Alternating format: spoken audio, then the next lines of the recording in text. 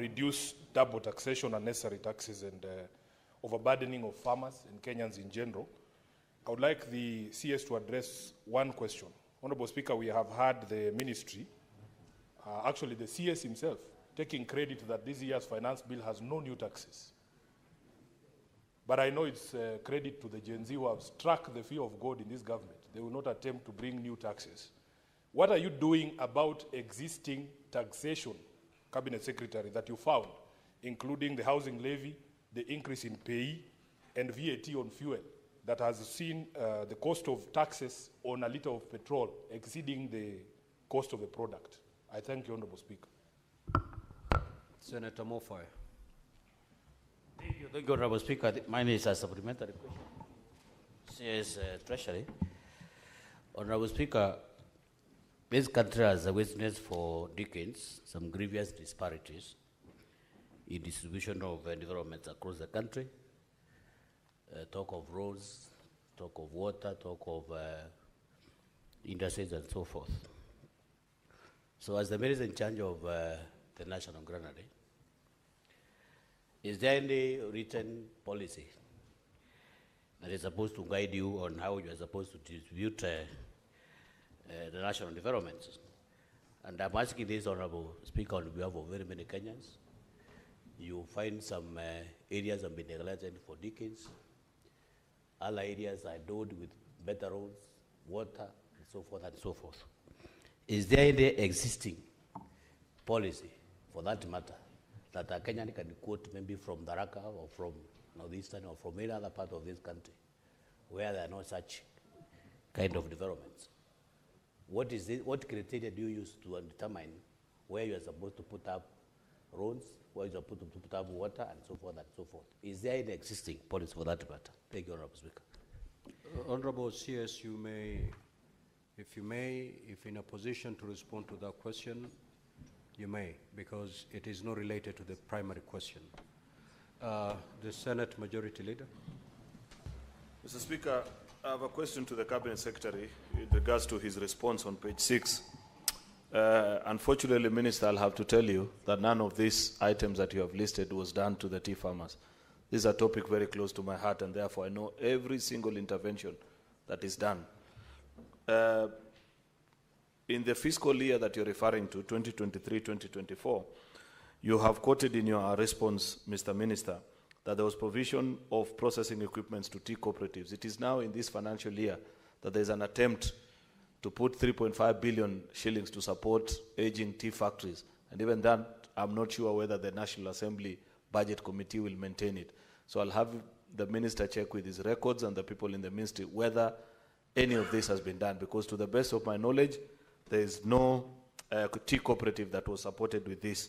With regards to establishment of this, what is calling Tea Value Addition Hub, construction is yet to begin of the common user facility that the government promised tea farmers in the country. And therefore, it will be important for the minister to let us know when construction of this common user facility will commence. There was a promise of R1 billion shillings to KTDA through its subsidiary Ketepa that this was going to be set up in Kericho.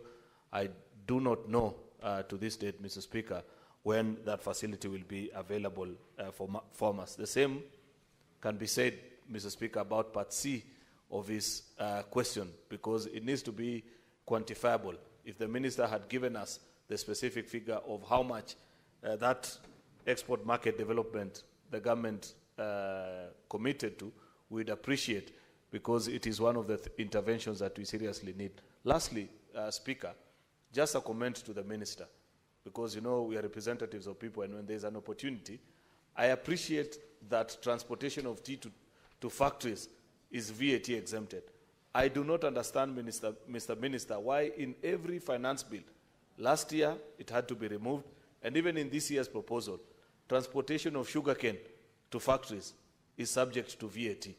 I don't know why at Treasury they want to treat tea farmers and sugarcane farmers separately, yet they are all citizens of this republic. So while I appreciate what is done for tea farmers, I'd wish that the Treasury does the same for sugarcane farmers as well. I thank you, Mr. Speaker. Honorable CS, you have 3 minutes to respond.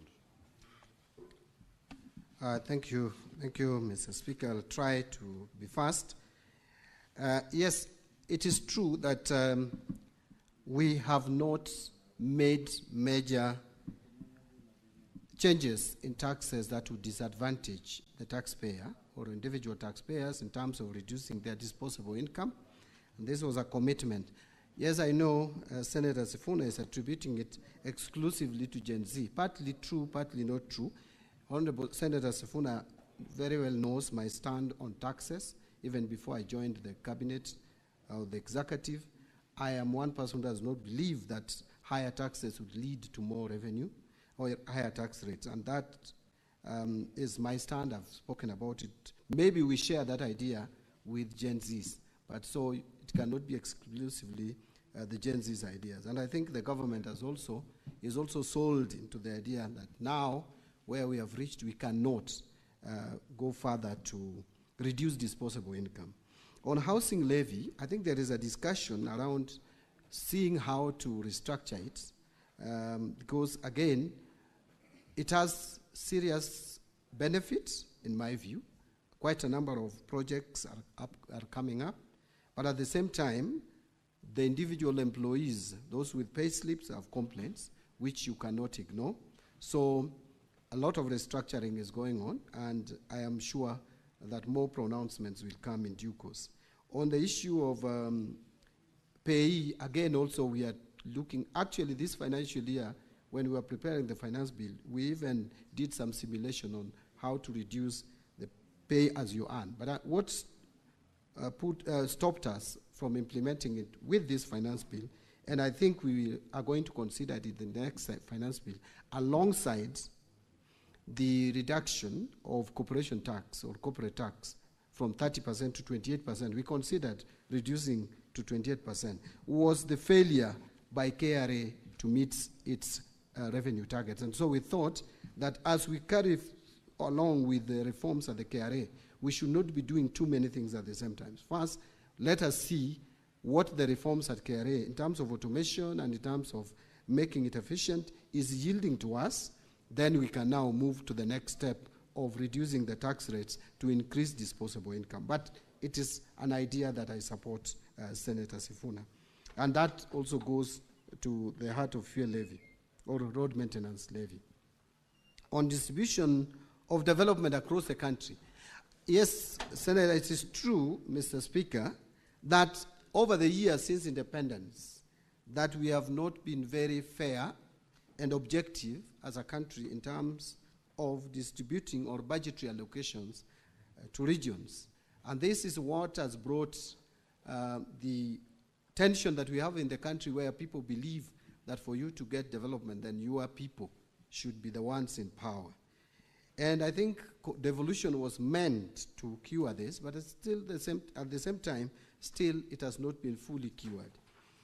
We are trying, and it is not something that you are going to do in a day, to try as much as possible to be equitable in the distribution of resources. And I think the budget that we have produced addresses it to some extent. It has not fixed it, but addresses it. Take, for example, and I've given this example, that since independence, the children in Tana River have been eaten by crocodiles as they crossed River Tana going to school. For bridges, one bridge costing just 100 million, yet you find many of us have tarmac roads up to our homes. It is not fair. So many of us have tarmac roads up to our homes. So many of us have tie-piped water in their houses, even in rural areas. Yet Tana River, those children, for just 100 million, have been eaten by crocodile. That is, we cannot live in such a country of iniquity. So, inequitable resource distribution. Remember, for the first time, I want to say here, Dadaab constituency, for example, is going to see 30 seconds more. The first tarmac road. And I can go on and on. You see the first major road in northern Kenya being under construction since independence, all the way from Meru, Isiolo, going to Garissa, Wajir, all the way to Mandera. 740 kilometers being done in this government to enhance equity. Now, the majority leader talked about, I can just answer the majority leader by saying that I am going to follow through some of these initiatives, including the support to tea cooperatives, common user facility and all that. We have put some allocation in the budget. I hope they will not be taken away by the National Assembly. And then I will make sure that the monies are released or the exchequer is released to support the tea sector. Thank you very much. We now move to question number 048 by the Senator for Kisumu, Honorable Tom Ojenda. You may proceed to ask your question. Thank you, Mr. Speaker. Yes, Deputy Speaker. Honorable Speaker, I'm very much aware that you are constrained by time, but you know,